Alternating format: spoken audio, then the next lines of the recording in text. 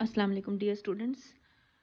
हमने रिसालत के बारे में पढ़ा। अब हम रिसालत जो है उसमें के अंबिया कराम की खसूसियात के बारे में पढ़ेंगे। उसमें मुख्तसर सा जल्दी जल्दी पढ़ेंगे क्योंकि कोर्स हमारा अभी है। तो इसमें सबसे पहला आ जाता है बशरियत।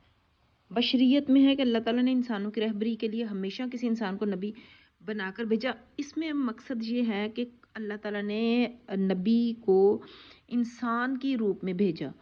किसी इंसान पर ही जो है वही नाजिल हुई और उसके ज़रिए ही अल्लाह ताला ने अपना पैगाम इंसानों तक पहुंचाया। अगर अल्लाह चाहता तो फरिश्ते या जिन को भी भेज सकता था, लेकिन अगर दुनिया में फरिश्ते बसते होते तो फरिश्ते आते, लेकिन चूंकि इंसान थे तो इंसान को ही बशरियत का मतलब ही ये है कि बशर यानी इंसान की हैसियत से जब कोई नबी आया तो फिर इंसानों को अपने मामलात को समझने में ज़्यादा उनको बेहतर लगा। तो अल्लाह ताला इंसान की रहबरी के लिए हमेशा किसी इंसान को पैगंबर बनाकर भेजा, किसी जिन या फरिश्ते को नहीं। अल्लाह ताला का फरमान है कि और हमने आपसे पहले भी मर्दों ही को रसूल बनाकर भेजा था जिनकी तरफ हम वही फरमाते थे। ये सूरत यूसुफ की आयत नंबर 109 है। फिर उसके बाद आ जाता है कि अंबिया अगरचे इंसान होते हैं मगर अल्लाह ताला ने इनको अल्लाह ताला ने अंबिया को ऐसे औसाफ से नवाजा है जो आम इंसानों में नहीं होते। ठीक है, वो नेक होते हैं, वो झूठ नहीं बोलते, उनके अंदर हर खूबी होती है और वो हर बात अल्लाह ताला की बग़ैर किसी तब्दीली, बग़ैर किसी रद्द-ओ-बदल के लोगों तक पहुंचाते हैं, इंसानों तक। अच्छा, ये देखें कि नबी तो कोई फरिश्ता होना चाहिए। लोगों का ये कहना था, बाज़ लोगों का ये गलत रवैया है कि कोई नबी फरिश्ता होना चाहिए, लेकिन अल्लाह ताला ने उसका जवाब ये दिया है कि आप सल्लल्लाहु अलैहि वसल्लम फरमा दीजिए, अगर ज़मीन में इंसानों के बजाय फरिश्ते होते जो इत्मीनान से चलते फिरते तो हम आसमानों से फरिश्ता रसूल बनाकर भेजते। ठीक है, इसका जवाब हो गया। पहली ये हो गई खूबी, सिफ़त हो गई। ये हम अंबिया कराम की सिफ़ात पढ़ रहे हैं।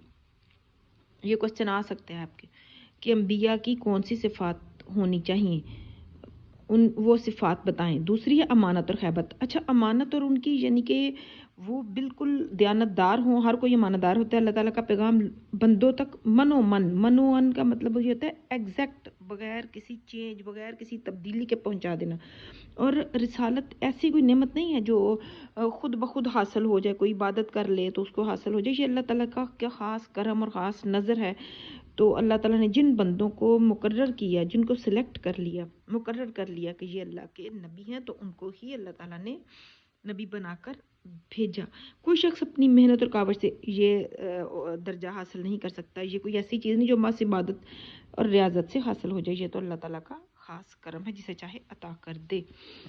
आगे आयत नंबर सूरतुल जुम्मा की आयत नंबर 4 है कि ताहम ये मनसब जिन लोगों को अता किया गया वो तमाम नेकी, तकवा, जहानत और अज़्म हिम्मत जैसी बुलंद सिफात के मालिक थे। यानी उनके अंदर क्या था? नेकी, तकवा, इंतहाई परहेजगार, जहानत, जहीन और अज़्म हिम्मत। 4 पॉइंट आ गए ना। तो आपने कुरान पाक के तर्जमे को एग्जैक्ट लिखना है, उसका तर्जमा, उसमें कोई तब्दीली ना कीजिएगा। 2 हो गए। अब तीसरा है कि तबलीगी अहकाम इलाही। पैगंबर जो अहकाम और तालीमत लोगों के सामने बयान फरमाते हैं वह तमाम अल्लाह की तरफ से होते हैं। यानी उसमें कोई वो चेंज, कोई तब्दीली वो नहीं लाते। कहते नहीं कि पैगंबर अपनी मर्जी से कुछ नहीं बोलते। जो अल्लाह ताला उनको फरमाता है वो अल्लाह का वही वो फरमाते मतलब फरमा देते हैं। अल्लाह ताला का तर्जुमान है, होता है हम जो नबी होते हैं। अच्छा जी, इरशाद इलाही है कि और वो अपनी ख्वाहिश से कलाम नहीं करते। उनका फरमान तो सिर्फ वही है जो उनकी तरफ की जाती है।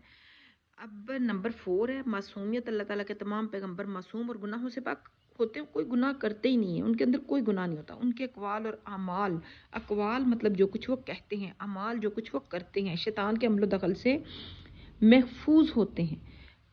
उनमें शैतान उनको जो है उनके किसी मामले में रुकावट नहीं बन सकता। नबी का किरदार बेदाग होता है। वो ऐसा इंसान कामिल होता है जो बेखद रूहानी ताकत का मालिक होता है। ये सब कुछ अल्लाह ताला की अता कर देती है, रूहानी ताकत होती है उसके पास।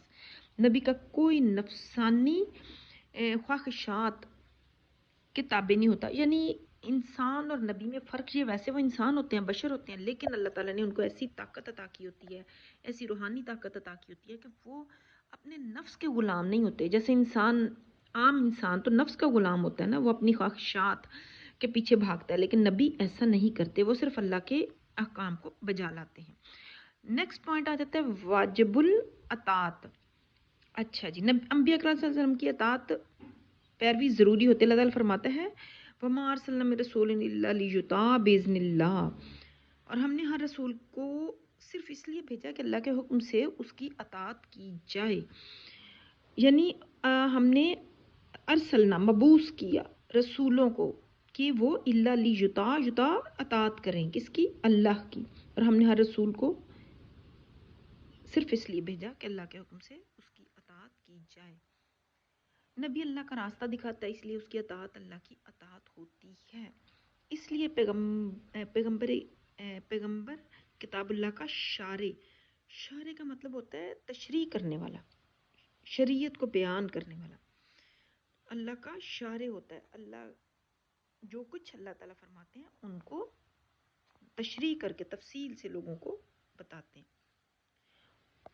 مطلب من اس میں تبدیلی اپنی مرضی سے کچھ بھی نہیں وہ کہتے. امت کا معلم کا مطلب ہوتا ہے استاد. امت کا معلم اور مربی ہوتا ہے. امت کے لیے نمونہ تقلید ہوتا ہے، قانون الہی کا شارع ہوتا ہے، قاضی اور حکم ہوتا ہے.